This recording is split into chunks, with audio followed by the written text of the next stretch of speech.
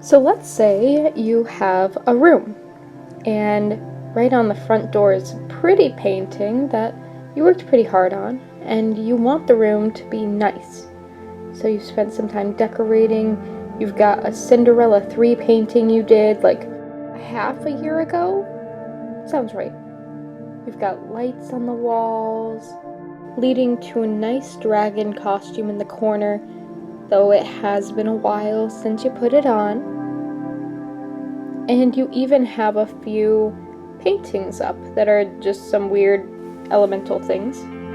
In the corner you've got a weird painting and it's wearing a nice little Batman hat, and all is well. You're really proud of your room. You've even got a nice little painting that's of the tower, up with lights and your lanterns, and a friend sitting there with the lanterns. Though, I will admit, one of my friends said that this was a shrine to Flynn Rider, and something else of Flynn Rider's. You've even got some veils up on the wall, and that's all well and good, except for this. That's just a very unfortunate looking window. Step 1. Measuring.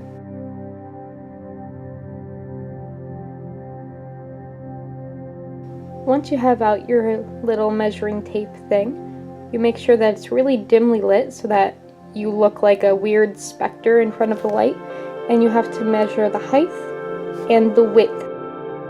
Once you note with scissors on your measuring tape just what the length or the height of your nice little window is, you gotta head somewhere very, very top secret, or maybe not so top secret. You don't have to know exactly what fabric you need. You just have to go in and say, okay, I know what I like. For this, I wanted something red underneath as like a layer beneath, and then on top I wanted something a little bit darker. And so I kind of roamed and touched all the fabrics, looked at the ones I really liked, thought about what I wanted, and there were a lot of nice things. But I ended up going with this beauty, because this is my favorite fabric in all of Joann's. Make sure that you have at least 1.5 times the amount, your length and your height. And this is what I came up with. Oh shoot. Oh, dang it.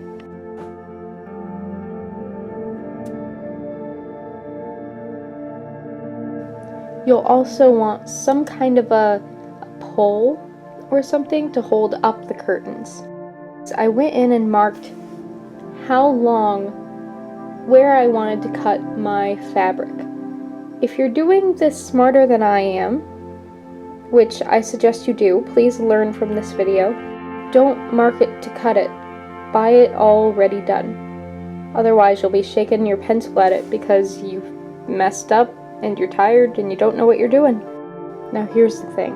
It's very possible you might have some real wrinkly fabric.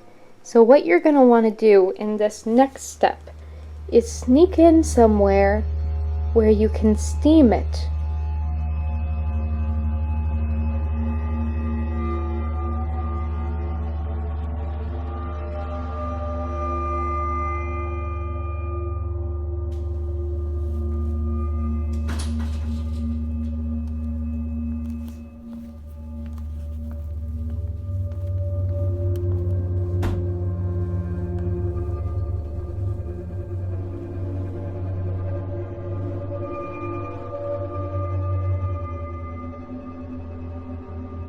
Now once you have steamed your fabric, and move on to the next step. Step 1. Clean. It is not actually step 1, it's step 3. Now once you've cleaned, or hid it in the back where the camera can clearly see it, you're going to want to sew up the sides. This way your curtain won't fray, and you'll have it a little bit longer. You don't really have to sew it, it just makes sure that it's going to last a little bit longer. And if you're going, oh man, I can't lie, I am actually terrified of a sewing machine, I've never used one before, I don't know what I'm doing, that's okay. I don't really know what I'm doing either. This is kind of for beginners, and beginners, I mean me. Don't worry too much about messed up edges. We all get them kind of messed up once in a while, and that's okay. After that, I kind of laid out my fabric and figured out how to ruffle it into the length I wanted. Here's the thing. Don't do it quite like I did. I ruffled it and then I figured out how to do the little hole thing so that it would stay up on my curtain rod. What you need to do first is to do the fold over so that you have at least an inch or so circumference on the inside. Don't worry too much, just maybe like fold over an inch or two of fabric and that'll be fine. So that, and then underneath that, do your ruffle. I know it's weird, but it'll be a lot better than what I show you. Which, just don't do. It makes it so much easier. Now once you do that, and you do it better than what I did, it should look something like this. Now from there, you might think, wow, it's done. And it might be if you're tired. But you also might want to add more fabric. So this is where my second layer came in. And I love that fabric so much.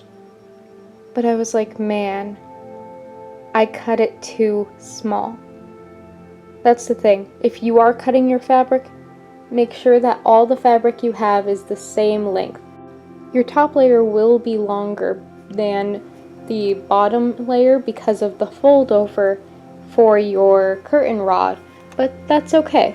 You can cut it if you really want. And then you're going to want to go through and do the same thing with those edges. Make sure that they're really, really nice. That they're, well, don't worry about them being nice. Just worry about them being good enough. And don't forget to talk to yourself while you're doing it, because it gets lonely sometimes, and the best person to talk to is not really yourself, but keep going. Oh my gosh, this fabric feels so much like a freaking spider, and it scares me. Wow, look at all that shoddy stitch work. I couldn't figure it out without using my brain, so I just decided, let's not use our brain, let's use it later. Live by the 10-foot rule, ladies and gents. If it looks good from 10 feet, it's done. So at this point, as it goes, I pinned up my nice fabric that had been newly sewn at the edges, and I realized I didn't want to unpin it because I didn't want to change the color of thread on my sewing machine. Guys, I spent a week and I sewed about an inch of this by hand to the fabric underneath. Just take the 10 minutes if it really takes you that long to change your thread, and don't worry about it being perfect either. You can fix anything. And it really doesn't have to be perfect, especially if it's a first attempt. It's good enough, and anything that we can hide, we can do it pretty easily. Now, for some of you, that might mean that this is done. But for me, that meant it was time to get flowers so that I could hide it. I think you can guess where I ended up. So I found these nice flowers at Joann's, and I was like, wow. And then I kind of raided my own home and looked into my flowers, and it was a barrage of flowers, of pink lilies and white roses that I realized were very, very white. And looking at my curtain, it was much more red and gold, and I really didn't feel like white, pure white, was really gonna cut it. So I went right ahead and I painted them. But before painting the roses red, you've got to prepare them. When you prepare your flowers, be careful about how high up you are on the stem. If you're not careful, your flower might entirely fall apart. So try doing it a little bit more like this.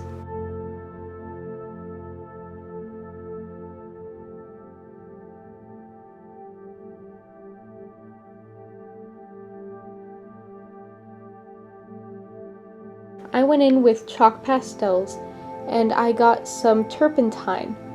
It's more or less something that softens up your chalk pastels and makes them a little bit more liquidy, so you can use them kind of like a paint. So if you want to use chalk pastels, I'd suggest that. Of course, you can also use acrylics, or you can use oil pastels, or you can use watercolor. I haven't used watercolor on these. That would be interesting.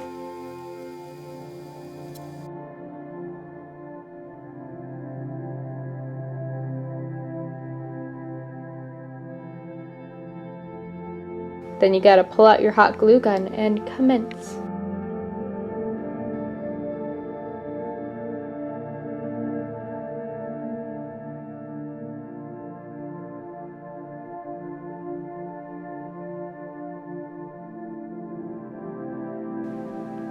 And this was pretty great. I was excited. I was ecstatic and I was like, wow, I'm so happy I'm done. And I would have been done because I was very happy with this. But it kind of looks really bare, you know? So I went, okay, what's a few more flowers?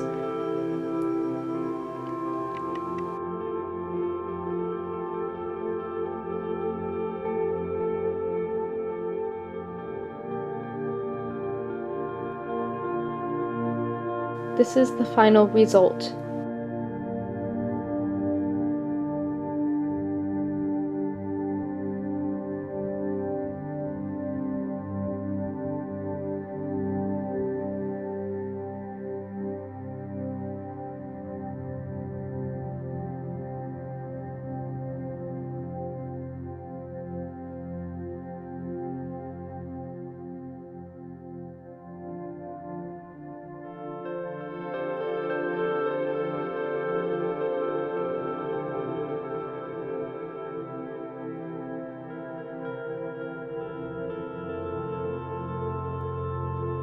Also, can you guess that Pokemon?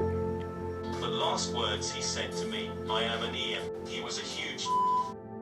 Hope you enjoyed, and if you make a flower curtain at some point, please tell me. I would love to see it. Toodaloo!